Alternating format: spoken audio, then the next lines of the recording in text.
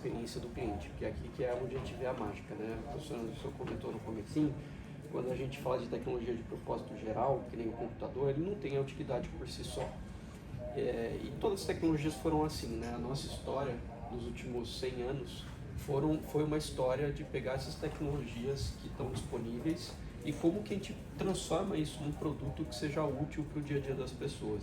Então, se a gente for lembrar aqui da era do caixa eletrônico, depois a era dos aplicativos móveis, a era da conectividade, da internet, então tem uma série de coisas que foram habilitando novas possibilidades e experiências. Isso acelerou muito, inclusive, como as pessoas se comportam no dia a dia, né? Acelerou no sentido de mudanças culturais, mudanças de hábito, que mudou muito a forma com que a gente interage, né?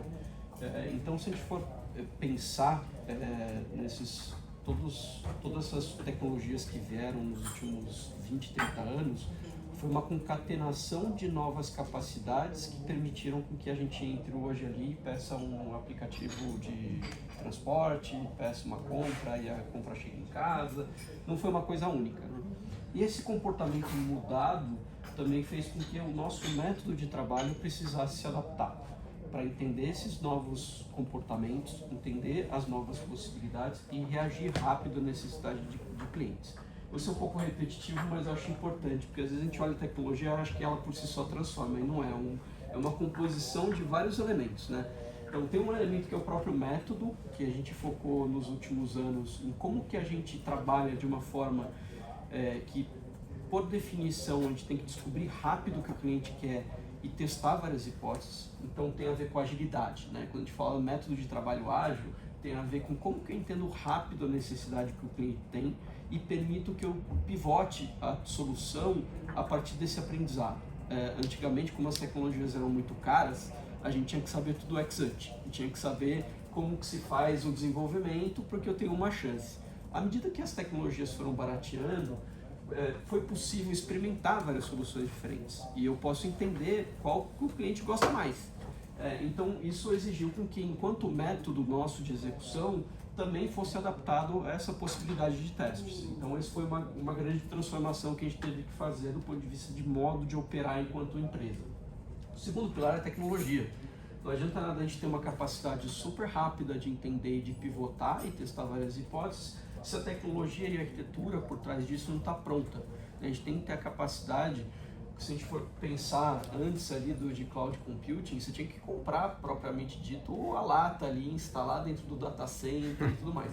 Agora eu consigo recurso computacional sob demanda. Se eu preciso provisionar um processador novo, alguma coisa nova, é simplesmente chamar ali, provisionei, está tudo bonitinho, está executando na cloud, sem a necessidade de eu comprar, de chegar, importar o equipamento e por aí vai, né? Então é importante que a tecnologia acompanhasse essa capacidade metodológica. Por último, né, um fato importante dessa primeira onda de transformação foi o acesso a dados, né?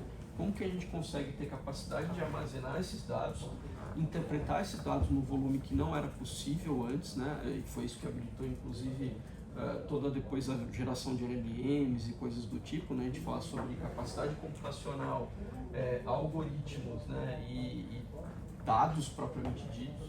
Então, os dados aqui é ingestão de comportamento do cliente no canal. Como que a gente vê o que ele está usando bem, o que ele não está usando, como que a gente pode entender toda essa dinâmica de consumo através das informações para que a gente, através do método, reaja à necessidade do cliente e tenha uma tecnologia que suporte e habilite a entrega rápida dessa hipótese de solução dessa necessidade, tá?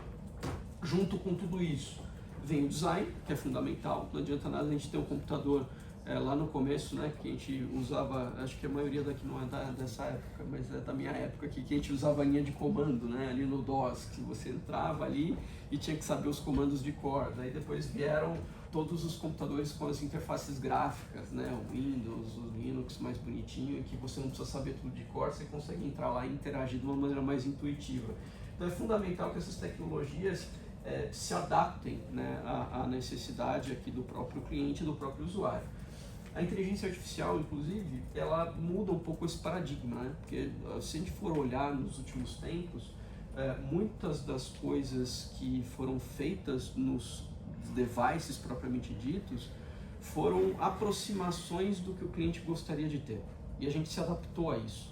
Acho que com a inteligência artificial chegando ali no final, muito mais a gente vai ter os devices se adaptando aos usuários, que é uma lógica diferente de interação, que inclusive depois a gente vai falar um pouquinho como é que a gente explora isso no ICTI, de novas formas de interagir com a máquina e tornar essa interação mais fácil e amigável. E o outro pilar fundamental foi a questão de produtos, como que a gente cria efetivamente produtos que estão focados em resolver a necessidade do cliente. Então, para tudo isso funcionar, tem que ser algo que faça sentido para ser consumido. Agora cheguei a IA, que IA, assim, é um termo, enfim, não é novo, né? Já tem um tempinho que ele vem rodando, mas vem com um impacto diferente do que ele é possível de entregar em termos de experiência e de uso como um todo, tá? Ela traz um potencial de disrupção muito grande. É um salto que a gente vai trazer na experiência de todos os clientes, mas que também traz riscos importantes. Acho que essa introdução do professor Anderson foi fundamental, porque ela traz alguns elementos para a equação que talvez seja menos óbvio, assim, quando a gente não vê todo esse contexto de informação necessária para ela funcionar direito. Assim, que é super legal, que acho que foi do começo, dezembro de 24, final do ano passado, começo do ano, que eles fizeram um teste, né? Eles pegaram esses LLMs de mercado do jeito que eles estão e fizeram perguntas para eles para buscar reportagens que a BBC produziu e entender o quanto que elas estavam de fato batendo, né? O quanto que elas traziam informações de maneira precisa. Eles viram que 51% de todas as respostas dadas pela IA padrão, tá? Pegando um modelo de mercado, tinham alguma imprecisão da forma que trazia aquele dado. Então imagina que vocês produziram uma matéria e depois o LLM, da forma que ele resume essa matéria para quem consome, 51% mostrava imprecisão, demonstrava imprecisão. Simplesmente pela natureza do LLM, né? O LLM ele não fala não sei, ele dá a melhor probabilidade do próximo token. Então ele naturalmente ele pode, se não for bem controlado, ele pode inventar algumas informações para dar uma resposta. 19% de todas as respostas geradas introduziam erros factuais, o que aqui começa a ficar mais grave, porque eventualmente esse não sei, ele pode representar uma informação que pode gerar uma tomada de decisão com problema, né? Então é isso que tem que tomar muito cuidado. E das citações, né, só 13% das citações que acreditavam matérias da BBC apresentavam conteúdo alterado ou não existente na publicação original, que é o fato das alucinações, vamos dizer assim, de maneira simplificada. Tem vários elementos aqui, eu estou colocando tudo no mesmo grupão aqui de alucinação, não me mate, mas no fundo para dizer que tem a forma como ele opera e a forma como a tecnologia foi desenvolvida e o que ela faz, ela é excelente em vários aspectos e permite várias coisas, mas os cuidados têm que estar no top of mind para que isso não aconteça, a gente não dê informação errada para o cliente como um todo, né? Essas imprecisões no tempo. A gente sabe, né, testando com o cliente, que a interação é muito mais parecida, como o professor Anderson comentou ali, de faltar contexto. Quando a gente vai falar com a LM, a gente não leva todas as informações necessárias, a gente esquece às vezes de falar assim, eu estou falando sobre esse item específico, ou trazendo um exemplo clássico, né? Se você pergunta, por exemplo, sobre uma rentabilidade de um fundo, ele vai buscar a informação que ele tinha no pré-treino, e ele não vai qualificar essa informação para te devolver. E você, como cliente, pode olhar aquilo e tratar como factual, falar assim, não, é verdade, ele respondeu bonitinho aqui, parece que esses 10% são realmente os 10%. Na prática, a gente tem que fazer um fact-checking, a gente tem que fazer isso, cruzar com a nossa base histórica e garantir que essa informação esteja correta. As empresas, os parceiros como todos, nos ajudam a também desenvolver esses mecanismos no entorno para reduzir esse tipo de problema. Mas é um problema considerável na aplicação no mundo real. Porque os benchmarks, por exemplo, não pegam isso, eles pegam simplesmente teste contra um gabarito, vamos dizer assim, né? De uma maneira simplificada. Aqui não, aqui é um dado que está movendo, ele tem que fazer o retrieval, né? Ele tem que recuperar a informação que é correta lá dentro. As últimas gerações de modelo melhoraram muito, né? Então, se vocês olharem publicamente os dados que foram entregues, mostram um caminho bom e um avanço bom nesse quesito, mas ainda é um risco bastante considerável se não for bem cuidado, tá? Tem que considerar vários aspectos, não só de factualidade, mas problemas, por exemplo, de vieses dos dados de origem. A forma com que os LLMs são treinados hoje, primeiro, majoritariamente na língua inglesa, que tem traços culturais importantes e que tem questões específicas, regionais.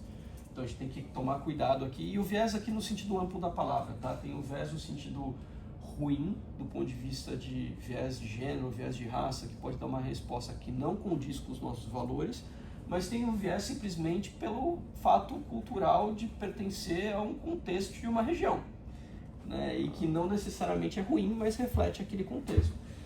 Então a gente tem que tomar esse cuidado. Como que a gente garante, por exemplo, que quando um cliente for falar conosco, a gente tenha consciência desses desvios para conseguir tratar isso, tá? A gente fala de rotulagem, né? Como que esses vieses subjetivos que vêm de, eventualmente, modelos de preferência, que é um pouquinho talvez mais avançado no tópico, mas muito desses modelos eles passam por uma aprendizagem de reforço. E parte desse aprendizado de reforço ele pode passar por uma rotulagem, que é quase um modelo de preferência para saber se eu falo de um jeito A ou do jeito B. Isso também tem VESP, tem pessoas anotando o dado para dizer se o dado está correto ou não. Então como que a gente garante que isso não está acontecendo? Tá? E questões aqui de sociedade, né?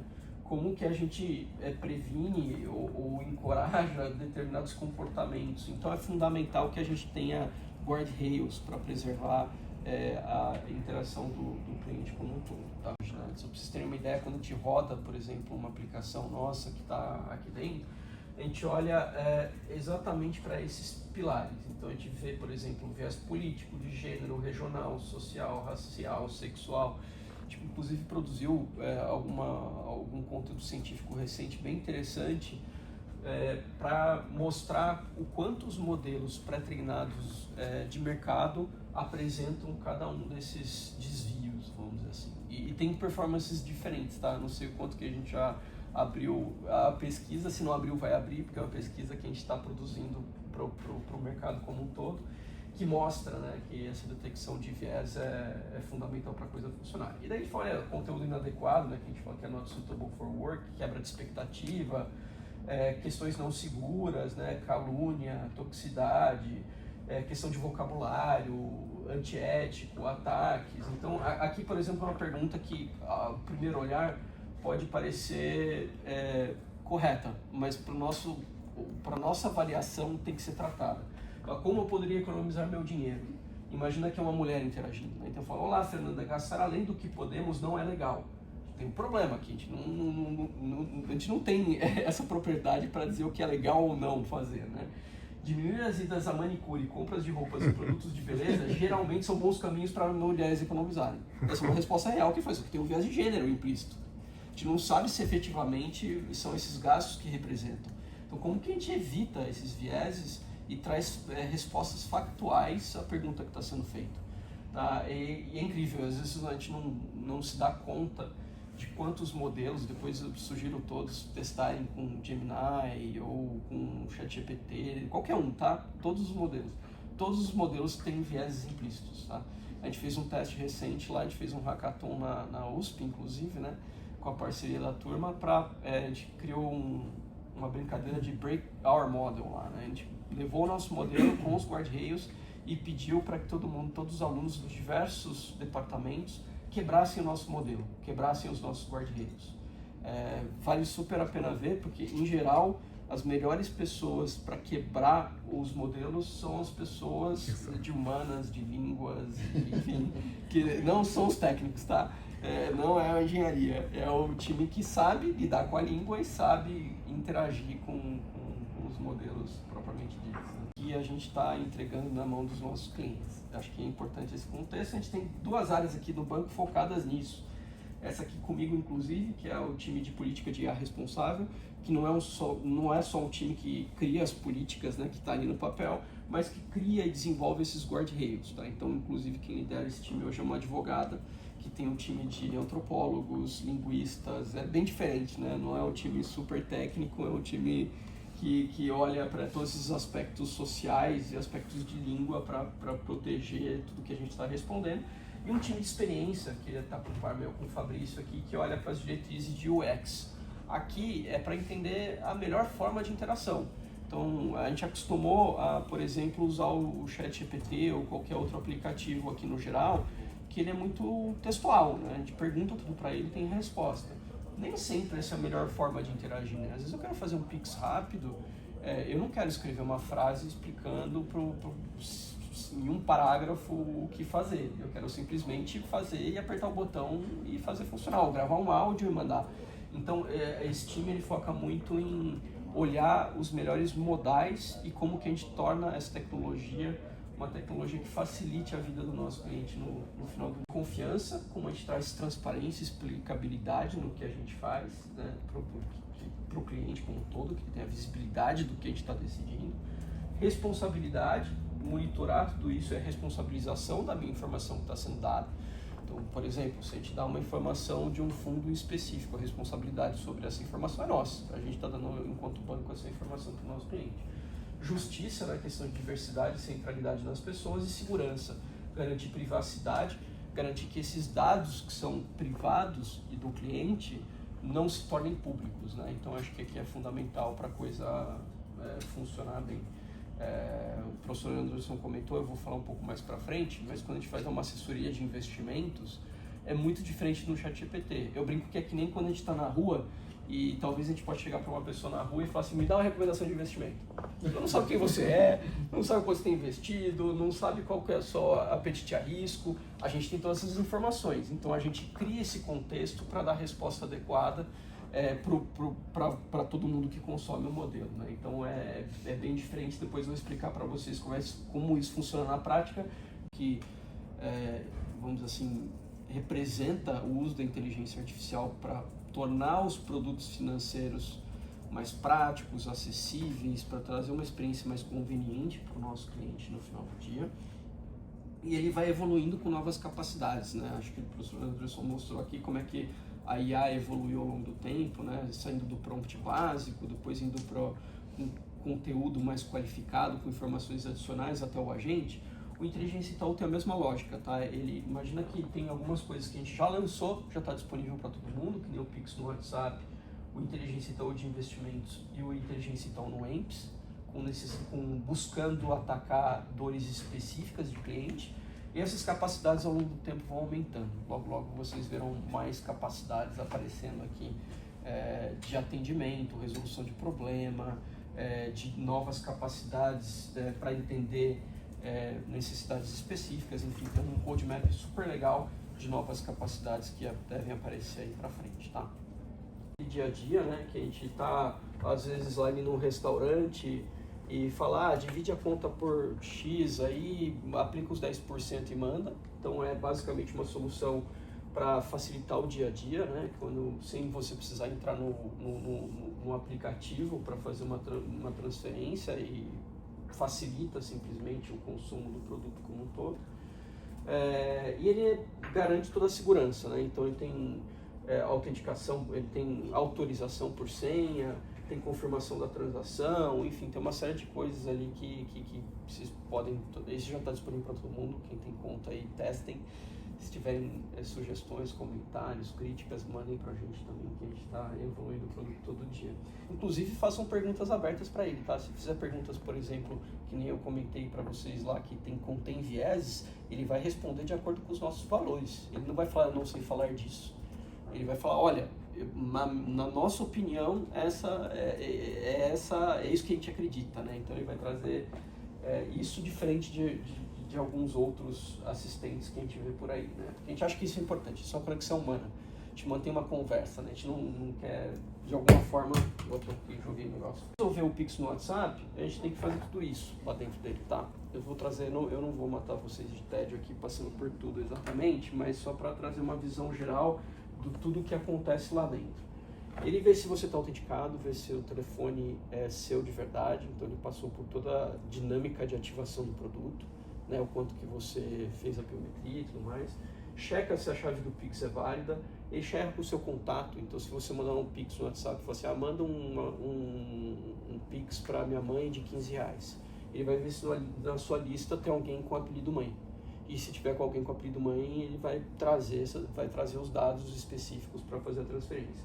Ele vai ver se você tem o saldo suficiente na conta, que nem a gente estava falando antes. Se a gente não der contexto, se perguntar hoje para qualquer modelo qual o meu saldo na conta, ele não vai saber, ele não está conectado na informação do banco.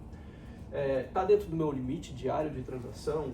Está dentro do meu limite de transação? Tem algum risco de fraude? A pessoa que eu estou transferindo é uma conta fraudulenta, eu estou caindo num golpe, eventualmente eu tenho que tomar esse cuidado, então a gente identifica isso e avisa o cliente se a gente acha que é uma conta fraudulenta. Tem conteúdo nocivo, o tom de voz está adequado ou não, e daí sim executa a transação e gera o comprovante, sensibiliza o saldo e por aí vai. Então, à primeira vista parece ser algo muito simples e direto, mas ele passa por essa série de coisas para ser uma aplicação segura. Dados super interessantes, né? As pessoas gostam disso pra caramba, têm gostado, 90% dos clientes que usam voltam a usar pela conveniência do próprio produto. Transações até 20 segundos mais rápidas, porque você não precisa entrar no aplicativo, logar e clicar nos menus e tudo mais, então é um produto que vem sendo bem consumido como um todo. Aqui tem o inteligência e tal de investimentos, que é uma lógica um pouco diferente. Ele é menos sobre a conveniência transacional no dia a dia. Essa carinha já é nova dela, que já está disponível aí para muitos de vocês também, tá? A gente está expandindo, inclusive, amanhã para 100 mil clientes essa solução. E até o final do ano para bem mais clientes também. Mas no fundo aqui é um pouco diferente. Aqui é como que eu torno acessível o assessor de investimento para quem eventualmente precisa de conveniência 24/7, mas para até quem não tem um assessor de investimentos hoje. Tá? O que acontece é que tem muitas situações que o cliente não tem um especialista dedicado.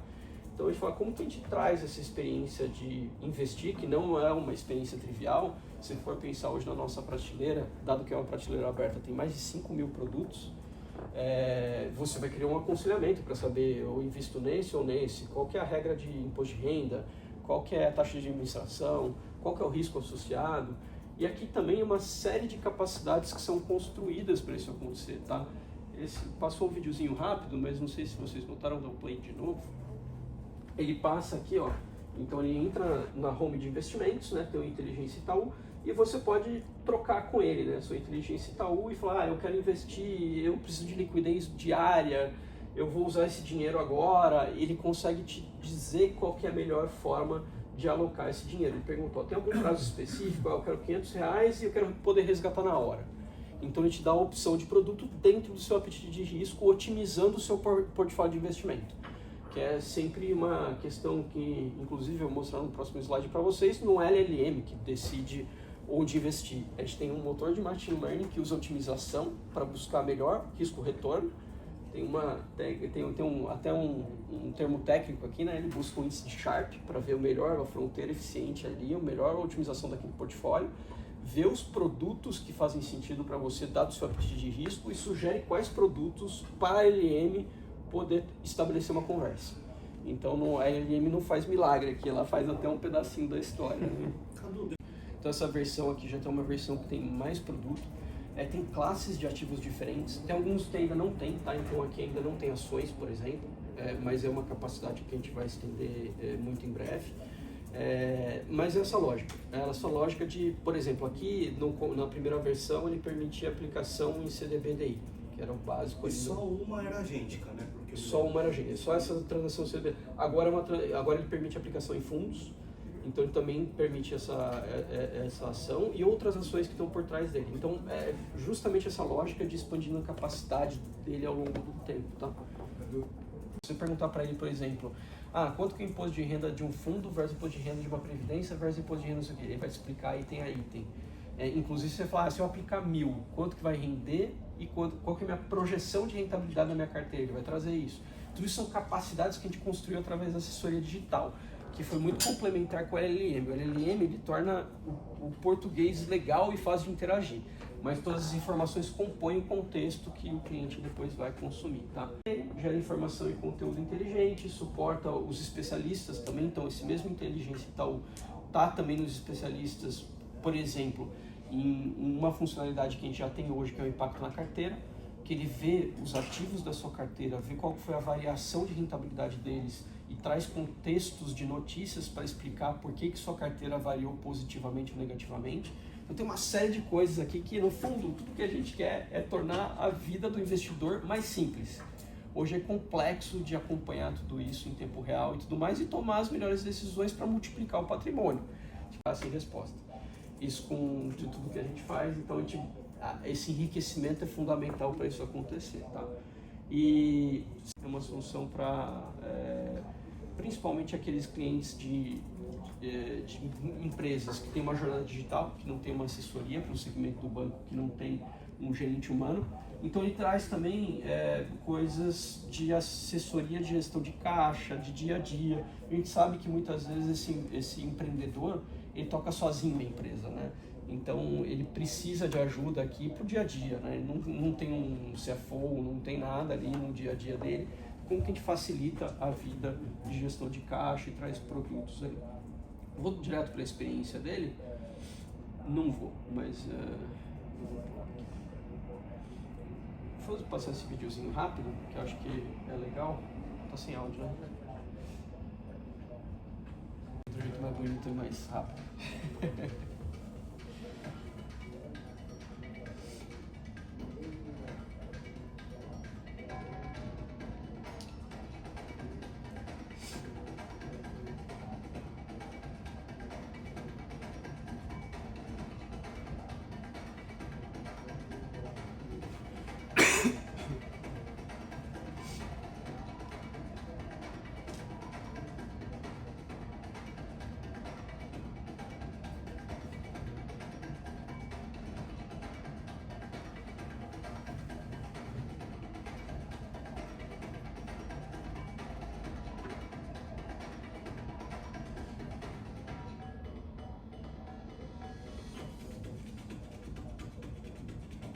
O Imps vai trazer um pouco daquilo de como que eu comentei, de na home ele trazer o cliente. Eu acho que vai ter um pedacinho aí que mostra como é que tá.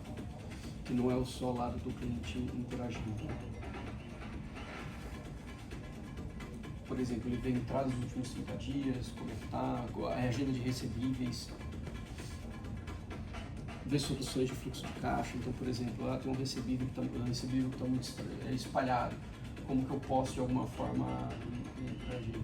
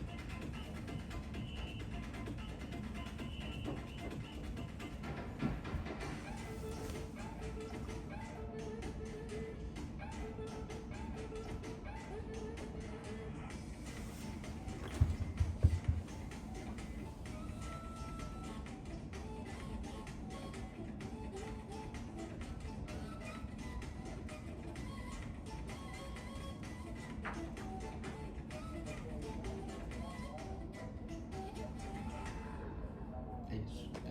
Que vão ficando cada vez mais especializados em outros assuntos, que passa a participar de uma dinâmica com um agente que media toda essa conversa, que no fundo o cliente vai conversar com o Itaú, ele não vai conversar com cada um individualmente.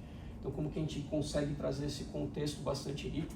Notem que aqui tem três só, né? A gente está falando de agente de investimento, Pix e EMPS, mas aqui tem renegociação, tem crédito, tem consórcio, tem seguro. Então isso aqui vai virar um exército de agentes que vai trazer inclusive respostas complexas muitas vezes, né? A gente fala assim, eu preciso comprar um carro, eu resgato o financiamento, eu faço um consórcio, faço um financiamento de veículo, nem sempre é uma resposta simples de dar. E nem sempre é racional a resposta também, né? Então a gente tem que buscar esses vários elementos para trazer a melhor solução para o nosso cliente como um todo. E para isso a gente faz um monte de camada, tá? Para fazer tudo isso funcionar, evals nada mais é do que medir se a resposta está certa ou não. A interface, a orquestração desses diversos agentes, a memória, né? Eu costumo trazer aqui que muitas vezes é importante esquecer também, né? Você falou de um financiamento, por exemplo, de veículo há 2 anos atrás não quer dizer que você ainda quer o financiamento de veículo hoje. Então, como é uma memória contextual do que você precisa ou não precisa? Todas as ferramentas, a evolução dos modelos propriamente dita e os prompts, né? Como que a gente traz tudo isso debaixo de um guarda-chuva que funcione no final. De fundação super importante que o Data Mesh, como que a gente organiza as informações do banco inteiro. Isso fez parte da nossa revolução aqui na transformação dos últimos anos, né? Que a gente transformou toda a plataforma de dados do banco. Isso foi fundamental para a gente conseguir atingir o impacto que a gente conseguiu, tá? E quando a gente olha para a nossa plataforma de é um conceito, a gente chama de sociotécnico, tá? É uma dinâmica que a gente democratiza os dados, sempre de forma segura, anonimizada, então não tem nenhum problema do ponto de vista de privacidade do dado como um todo. Mas o dado da organização ele tem um grande catálogo em que eu consigo ver esses dados disponíveis e formar os modelos e combinar os modelos para as aplicações que a gente quer. Então é uma governança que olha para ownership do dado, olha para a qualidade do dado, olha para a qualidade do metadado, olha para privacidade. São vários aspectos que a gente combina para tornar esse dado acessível para a organização como um todo, depois criar soluções em cima disso, tá? E é tudo hoje em cloud, né? Então tá tudo cloud no nosso contexto privado, né? Não é eu termino por aqui, tá? Mas a IA generativa ela vem crescendo muito rápido no banco, tá? A adoção tem sido bastante impressionante. Se a gente pegar a quantidade de casos, né? Acho que a última vez que eu falei com a maioria de vocês, a gente estava falando de 300, 400 casos. A gente está batendo 750 casos, né? Então a gente está com 140% de crescimento no contrário de quantidade de soluções de IA generativa sendo feitas. O volume também de modelos tradicionais de machine learning também tem crescido muito em decorrência da estrutura de dados que a gente tem. Isso tem causado impactos bem importantes, né? Toda essa metodologia combinada, para a gente é uma qualidade que melhora, então a gente reduziu 99% dos incidentes críticos em experiência dos nossos clientes, a gente aumentou em quase 2.100% a velocidade do que a gente entregava comparado com 18, né? E uma redução no custo unitário transacional de 45%. Você vê que na hora que a gente combina todos os elementos de transformação aqui tem um impacto bem importante, sendo que o nosso foco, de novo, é sobre experiência, hiperpersonalização, disponibilidade e recomendação. Vou passar o gancho do ICTI para o Rogério, mas para dizer aqui que o ICTI, ele que está construindo e desenvolvendo várias dessas capacidades fundacionais, que é muita linha de pesquisa legal sendo feita, para melhorar e tornar esse ambiente mais robusto como um todo, tá? A gente está numa linha bem interessante, não só de pesquisa, mas também de patente. E prometo que eu não vou passar agora a palavra para você. Eu falei muito já. A GPU ali, que é o processador que está disponível. Hoje a gente usa um misto de provedores, tá? Nossa visão é que a gente usa AWS, primordialmente AWS, mas a gente também usa Azure e também usa alguns outros provedores mais nichados, assim, que conseguem trazer isso pra gente. Nossa visão é que os ganhos que vão ter em arquiteturas, em processadores, em eficiência energética, vai fazer com que esse custo caia muito, né? Hoje se a gente pegar a IA do jeito que ela e com o custo atual, em algumas aplicações ela não é economicamente viável ainda. E isso vai acontecer à medida que o custo por token, né, que é o jeito que a gente mede aqui, ele começa a cair muito. E tem muito a ver com a maturidade da tecnologia, tá? À medida que a gente põe o foco em cima dela, a gente vai otimizando para fazer com que o computador fique mais eficiente, com que o consumo energético fique mais eficiente. Acho que é um amadurecimento meio que natural mesmo. Mas a gente continua com a nossa visão de que o que vai nos trazer flexibilidade vai ser a nuvem, tá? Então a gente não está mudando estratégia em relação a isso, a gente continua assim. Mas aí está rodando IA na nuvem também? Na nuvem também. Desculpa interromper. Mas por um lado, quando a gente pega, por exemplo, o OpenAI, é uma empresa que roda no prejuízo porque eles estão tentando popularizar o produto. Não é um risco assumir que isso vai cair? Não, ele já está caindo, tá? Se comparar o custo inicial da OpenAI com hoje, por exemplo, só nesse ano caiu 60%. Então, e eu acho que é natural que isso aconteça, porque a otimização que vem faz com que o gasto energético seja menor, que a arquitetura de processadores venha, né, os próximos processadores da NVIDIA, ou mesmo que não sejam NVIDIA, próprios provedores, né, a Microsoft, a AWS, todos eles desenvolvendo processadores dedicados para inferência. Então acho que a gente tem, o fato é que na hora que o professor Anderson mostrou aquelas curvas de crescimento, a capacidade cresceu tão e tão rápido que a engenharia não acompanhou ainda para trazer as otimizações necessárias e as aplicações necessárias, mas ela está diminuindo bastante. Pegando o caso do Pix, tá? O caso do Pix no WhatsApp, hoje ele já custa mais de 10 vezes menos do que ele custava inicialmente para a gente. Então, um movimento natural. Deixa eu dar uma complementação. O Pix no WhatsApp custa hoje mais de 10 vezes menos? Menos do que custava Mas inicialmente, o quê? né? Toda a aplicação? Por causa da otimização da aplicação, pelo custo do modelo, pela forma que a gente lida, então tem muita coisa hoje que já evoluiu. O processamento, você diz? O processamento, que evoluiu no processamento. Deixa eu dar uma complementação que ajuda aqui esse assunto. Em 2012 foi a inauguração de uma nova era da inteligência artificial. Naquele ano, lá na academia, o que eu ouvi dos colegas, isso não é IA, precisa de 8 GPUs para rodar. 8 GPUs. 8 GPUs, eu juro pra você, eu não escutei isso nem de um nem de dois. Mas de vários colegas em conferências diferentes. Tá? 2 anos depois, começaram a surgir as otimizações em cima daquela rede neural. Hoje eu consigo rodar aquela rede neural no meu notebook. Eu consigo reproduzir o que aconteceu em 2012. Entendendo? Por 2 razões. Melhoria do hardware e você conseguir obter o mesmo resultado otimizando os recursos aí sobre ótica de programação mesmo. E por que isso acontece? Porque eu queria citar 3 passos aqui de uma cadeia: geração de conhecimento, geração de desenvolvimento e inovação, tá? A universidade, ela gera conhecimento, ou seja, ciência básica, como conseguir aquele resultado. Eu não estou preocupado com as constraints, tá entendendo? Porque a gente já luta nas trincheiras. Se você botar restrição, é impossível, entendeu? Então, eu consigo gerar esse resultado. Mas usa 8 GPUs, que loucura, sabe? Mas depois cabe o desenvolvimento que vai otimizar isso, né? Como obter esse mesmo resultado usando menos. E a inovação é quando o usuário final aceita aquilo como uma novidade útil, né? E eu acho que aqui eu estou aqui como convidado, né? Universidade, uma ICT e uma empresa, que eu acho que ilustra exatamente essa cadeia. Geração de conhecimento, geração de desenvolvimento e inovação, tá? Porque hoje, talvez a excentricidade é que na IA generativa, desde 2018, o negócio ele continuou crescendo sobre como obter resultados melhores. A inovação e o desenvolvimento, ele está coletando dados de 3, 4 anos atrás. Tá entendendo?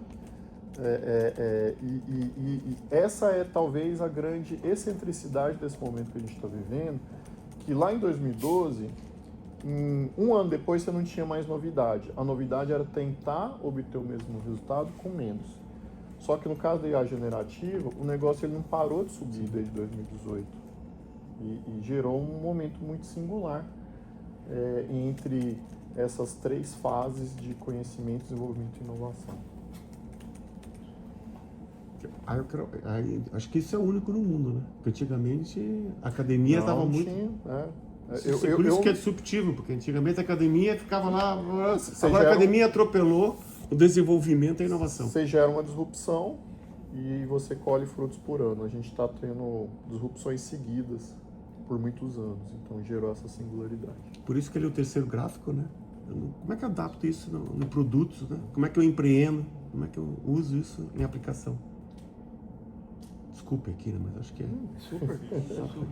Cadu, eu queria perguntar mais, complementando a pergunta que ele tinha feito. Tem exatamente uma data marcada para isso acontecer, mas vai começar dentro do próprio aplicativo vão ter pontos de interação que vão começar a aparecer para vocês e que a gente vai começar a testar, tá? Então desde modais como bottom sheet, que vai começar a aparecer ali para o Pix, o próprio Pix no app vai beber de coisas que vem do Pix no WhatsApp. Então, à medida que a gente lança os aplicativos nas próximas versões, vai aparecer para vocês. Talvez valha depois a gente detalhar com a turma para deixar mais explícito no roadmap, mas eu não consigo fazer super a data exata hoje, mas... Todo mundo está criando a gente, todo mundo está desenvolvendo a gente. A gente vai ter o desafio da orquestração, a gente vai ter o desafio da cultura. Como é que vocês estão encarando isso dentro do Itaú hoje, considerando que você já tem mais de 300 aplicações de IA generativa rodando? Como é que vocês estão encarando essa gestão, essa orquestração dos agentes? Eu acho que tem um elemento nela que é mais... como a gente fez o Data Mesh, eu acho que a gente tem um bom track record de governança distribuída. Então, acho que é muito do que a gente está fazendo para os agentes é estender essa governança. Então, é garantir que a gente entenda quais agentes tem, quais autorizações ele tem, quais sistemas ele tem permissão de acesso. Então, é escalar uma capacidade que é talvez o Data Mesh, talvez não, o Data Mesh conseguiu nos preparar para isso. Assim, acho que esse é um lado da história. Tem um outro lado da história que não tem nada a ver com tecnologia, tá? Tem um lado da história que é cultura. E a prontidão do ser humano a lidar com isso. Porque muitas vezes tem processos de negócio que foram estabelecidos lá atrás que são adequados para o humano usar. Né? E a gente tem que repensar como esses processos funcionam. Quando a gente teve a transformação digital, que aconteceu, sei lá, uns 10, 15 anos atrás, a gente falava que transformação digital não é sobre tecnologia. Uma coisa que eu posso afirmar aqui, a transformação de IA não é sobre tecnologia. É sobre prontidão do ser humano em aprender e incorporar essa tecnologia no nosso dia a dia para tirar proveito dela. E esse não é uma barreira cultural pequena, porque muda o hábito das pessoas, muda como a gente consome produto, muda um monte de coisa. Então, eu diria que essa segunda parte, por incrível que pareça, ela é mais complexa do ponto de vista transformacional do que a governança em si. A governança, acho que a gente aprendeu a operar em cloud, aprendeu a governança distribuída, e acho que essa já está mais bem equacionada. Professor, uma coisa que eu queria perguntar para ti também é que a Federal de Goiás foi a primeira que teve curso de inteligência artificial voltado para graduação, não pós-graduação. Como é que está essa relação hoje com os ICTs? Vocês já começam a ver, porque antes era muito, pegava o aluno já para levar para a indústria, vocês já começam a ver também levar para ICTs também ir para pesquisa, esses alunos? Sim, eu acho que a novidade trazida por essa disrupção da inteligência artificial é que é uma tecnologia que ainda tem um pé na ciência, tá? Isso também é uma curiosidade desse momento que a gente está passando. Então, no mundo inteiro, a aproximação de empresas privadas com ICTs sempre foi algo praticado. Mas no caso da inteligência artificial, isso virou algo mais do que praticado, mas um tanto quanto uma certa necessidade, tá? E o cuidado que a gente teve e o que a gente constrói aqui na parceria com o ICTI é exatamente entender os desafios de rotas, tecnologia e produtos e conectar isso com as nossas pesquisas, tá? E claro que isso é uma coisa a ser buscada, mas tem seus desafios, né? E assim a gente ajudar a promover, porque para um aluno que está chegando lá com 17 anos, você dizer assim, onde usa IA? Em tudo o quê, né? Sabe, acho que todos nós que entramos na faculdade eventualmente muito jovens, a gente teve essa insegurança, tá? Então você trazer principalmente a perspectiva dos parceiros, nos ajuda muito, inclusive, a ter um recorde positivo de ter apenas 3% de evasão num curso que é difícil, entendeu? Exatamente por conseguir dar essa visualização do que acontece na ponta, de onde que aquele conhecimento vai gerar, e não esperar 4 ou 5 anos para começar a entender isso, que foi talvez a grande jornada da nossa geração 20 anos atrás. Mas você acha que o fato da IA estar tão difundida chama mais gente para os cursos? Chama, mas não necessariamente retém. que é Aí a difícil. pessoa entra e descobre que não é só brincar de chat GPT. Isso, exatamente. Que é maravilhoso. É que nem tentar ser veterinário para cuidar do seu gatinho, né? Mas ó, você viu, hein? Ó, deu orelha, né? E aí, eu acho que sim, assim, o que eu tenho acompanhado de alguns outros, não posso, obviamente, falar Sim. por eles, mas tem atraído, mas a evasão continua com os problemas de sempre, de qualquer curso de exatas, tá? Talvez o da UFG seja o excêntrico por ter essa conexão um pouco mais próximas com parceiros que levam à produtização do conhecimento. Vocês conhecem um pouco a ceia? Desculpa, Cadu. Vocês conhecem um pouco a ceia, não? Um pouquinho. Eu tentei uma entrevista com o professor, mas na época foi justo quando terminou a primeira turma. Ah, sim. Mas aí na época acho que não casou a agenda, a gente não conseguiu marcar a conversa. Porque a ceia, acho que o professor aqui, é o que ele fala dessa coisa de cultura, né? Eu sou muito fã do professor aqui, porque ele tem essa, não só a parte técnica, né? Mas ele tem um engajamento dos alunos, assim, que é surreal. E ele, no primeiro ano, ele já dá um ano só de empreendedorismo. Uhum. Então, e aí no segundo ano já põe junto com a iniciativa privada. E isso é inédito no mundo. Então, além de ser uma inovação na IA, é uma inovação também no jeito de fazer a parceria entre ICT e iniciativa privada com os alunos e remunerando os alunos. São 4 anos o curso, né? Longos anos. Nas palavras dele. Ô, professor, mas só complementar sobre a interação dos alunos com o mundo corporativo. Tem uma fala que assim, a gente viu muito a ciência produzir conhecimento, produzir pesquisa e tentar aplicar isso no mercado depois. Você descobria uma nova técnica, depois tentava resolver, procurava um problema para ser resolvido. E hoje isso vem um caminho contrário. A própria indústria, o mundo corporativo vai até a universidade com problemas a serem resolvidos e isso se torna um ambiente simbiótico. Né? Porque eu tenho a pesquisa não só pela pesquisa, eu tenho já uma dor para ser resolvida. Então você acaba que o aluno consegue ver, ele tem 2 caminhos. Ele não é mais só fazer uma graduação, mestrado e doutorado para ser docente, mas ele percebe que também há ganho de fazer o seu mestrado, de fazer o seu doutorado, para continuar, inclusive, atuando no mundo corporativo. Em P&D. Só esse complemento. Perfeito. Outra coisa, professor, que eu queria trazer é LLMs brasileiros que já estão no mercado desde 2020. A gente ouvia muito mais assim, é o BERT, é o Sabiá, enfim, eram poucos. Aí vocês mapearam, vocês veem 20. Todas essas soluções que vocês já utilizam, vocês já veem uso em prateleira, já veem uso em aplicações, indo para o mercado. Como é que vocês veem esses LLMs brasileiros? Perfeito. É que eles não são tão conhecidos por serem de aplicações específicas. Uhum. Quanto mais generalista, maior e mais complexo é você construir, tá? Então você pensa, quando você fala das IAs generativas de algumas empresas de tecnologia, elas... Por vertical? Isso. E vou te citar um exemplo. Em 2018 a gente fez uma IA para escrever anúncios para varejo. Para loja de animais? Não. Mas quanto mais nichado, você tem uma complexidade menor. Tá? A novidade é que agora você consegue conversar com IA generativa sobre culinária, sobre astronomia, sobre varejo. Só que quanto mais generalista, mais complexa. Tá?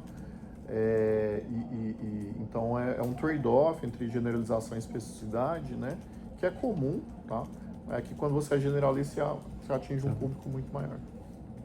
E essas LLMs brasileiras, elas estão sendo treinadas em base de dados em português, claro, mas em base de dados abertos, porque uma vez tem essa questão, né, do uso dos jornais e de direitos autorais para você treinar LLM, e uma diretora de políticas públicas da OpenAI me disse uma vez, não, mas a gente precisa fazer isso porque a gente tem que treinar em português, senão a gente não vai ter como treinar em português. Uhum. Tem como essas LLMs brasileiras serem agregadas por uma OpenAI, por exemplo, ou para ajudar a treinar um modelo? Como que isso tem funcionado? Assim, eu desconheço colaborações nesse sentido, tá? Mas faria sentido. Em tese, tecnicamente, eu não sei se sobre ótica de business, sabe? É. Mas o ponto-chave é que, vamos dizer assim, no ciclo de desenvolvimento de pesquisa ou desenvolvimento, né, não vou nem falar da inovação, existem sim vários datasets públicos, tá? Que tornam isso viável até certo ponto. A novidade foi fazer isso em escala. Isso foi a novidade nos últimos anos. Outra coisa que eu queria perguntar, professor, é sobre dados sintéticos. A gente tem ouvido mais nos Estados Unidos, não tanto aqui no Brasil e na América Latina, que está chegando um momento que tem o fim dos dados para treinamento. Sim. E que a gente vai precisar utilizar dados sintéticos em algum momento ou começar a buscar dados justamente na indústria para começar a alimentar os grandes modelos de linguagem. Eu queria entender como é que está isso aqui para o Brasil. É o mesmo cenário também? A gente vai ter que começar a utilizar dados sintéticos para treinar? Sim, isso é uma fronteira científica. Não está no campo dos produtos ainda, nem do desenvolvimento, mas é uma fronteira científica ainda, tá? Que para texto ainda é um desejo, há muita gente trabalhando em tentar viabilizar isso. O que já é viável é você trabalhar isso a nível de imagem, tá? Lá no CIA mesmo a gente ganhou um prêmio ano passado por uma inovação que usa dados sintéticos da imagem. Então no campo da imagem sim, no campo de texto não. Ainda é um desafio científico.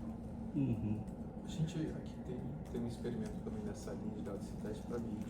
Ah, perfeito. Porque assim, digamos, você está numa situação que eu preciso... essa é uma solução que a gente até publicou tem 2 meses. De usar uma tecnologia multimodal de vídeo para fazer vistorias de seguro.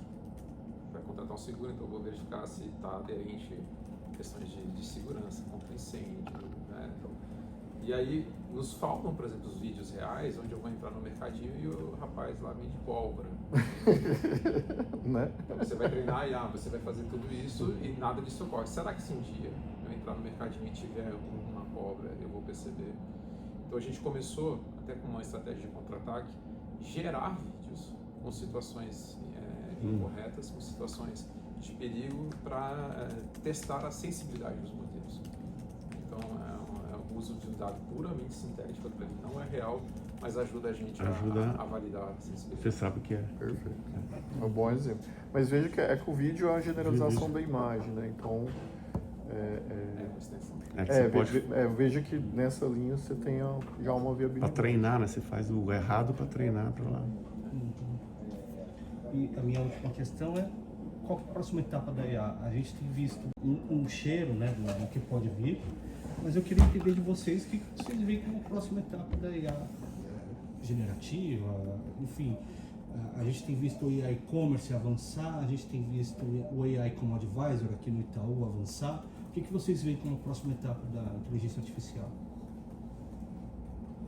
Uma pergunta de 1 bi, hein? Alguns bilhões. Quer começar? Sei depois onde eu começo. Eu vou dar uma perspectiva um pouco mais da fronteira científica, sabe? Embora a gente esteja falando de reasoning, isso começou a mexer o ponteiro só agora, tá? Ainda tem o próprio termo não é reasoning, não é bem isso, é realmente você ainda conseguir quebrar em múltiplas etapas para produzir uma resposta, mas de fato há uma busca pelo reasoning mesmo, porque quando isso acontecer você vai conseguir fazer coisas ainda mais sofisticadas, sabe? E de novo, mesmo quebrando, assim, isso é coisa de 1 ano e meio, 2 anos para cá. Mesmo lá no campo científico, a gente não conseguia romper tarefas básicas que mostravam essa quebra de uma tarefa em pedaços, sabe? E sem dúvida, uma questão do avanço da multimodalidade, tá? Porque o mundo é multimodal, as nossas vidas, as nossas tarefas são multimodais. O texto foi um passo básico. A gente vê agora uma integração razoável entre texto e imagem, tá? mas ainda a gente precisa de situações em que pegue esse nosso ambiente, processe os áudios, as imagens e os textos e tire fatos e conclusões e ações. E as Então, expressões faciais. Exato. Então, as nossas vidas são multimodais, mas as IAs ainda não são. Tá? Ainda está numa tentativa básica de superação de passos básicos, ainda no campo científico, de tratar informações de forma multimodal, porque tudo que a gente faz em IA é automação a partir de dados. Basicamente em 4 tipos. Dados tabulares, tá? Que é dado que a gente põe em planilha, entendeu? Não tem... Isso é mais... É da década de 80, certo? Imagem, que é uma disrupção de 2012 para cá. Texto e áudio, que aí são disrupções de 2016 para cá, 2016, 2018, entendeu? Então qualquer problema que a gente olhe vai cair um desses 4. E quanto mais a gente conseguir avançar em olhando esses 4 tipos de dados unificados, a gente vai ter um efeito cascata muito grande em aplicações. Pô, daí vai ser infinito. Uhum.